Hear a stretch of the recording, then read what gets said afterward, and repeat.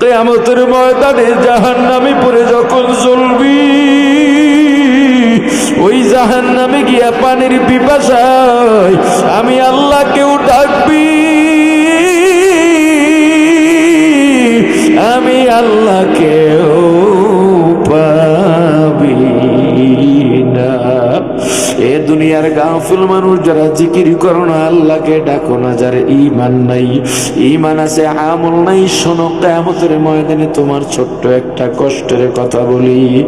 জাহান্নামীরা যারা দুনিয়ায় আল্লাহ থেকে গাফিল, আল্লাহর পরিচয় যাদের মধ্যে নাই, ওই জাহান্নামে জ্বলতে জ্বলতে জ্বলতে জ্বলতে পানির পিপাসায় ছটফট করতে থাকবে। জাহান্নামী পানির পিপাসা সহ্য করতে না পেরে আল্লাহকে ডাকবে, আল্লাহ আল্লাহ।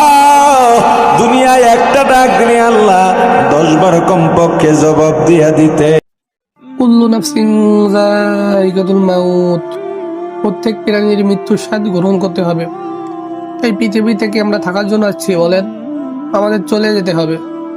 এই পৃথিবী বড়ই স্বার্থপর, কাউকে থাকার জন্য জায়গা দিবে না, কাউকে জায়গা দেয় না, কাউকে জায়গা দিবে না।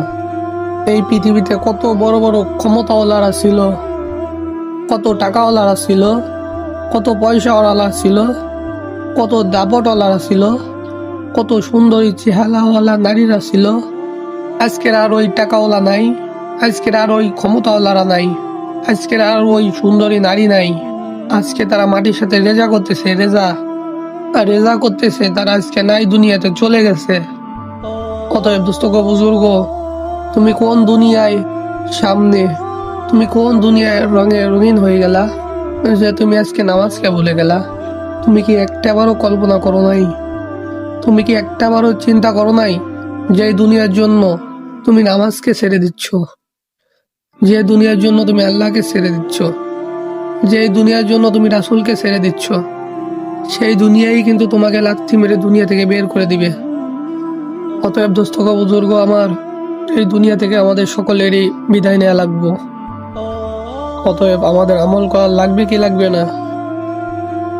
তো ভাই, এরপরেও তোমরা যদি না বোঝো, তাহলে কিভাবে বুঝলে তোমরা বুঝবা আমার জানা নাই।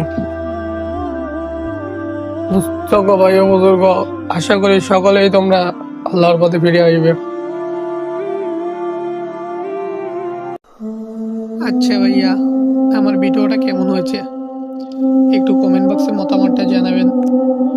যদি ভালো লাগে, যদি আপনাদের ভালোবাসা পাই, তাহলে এরকমের ভিডিও আরও করার চেষ্টা করব।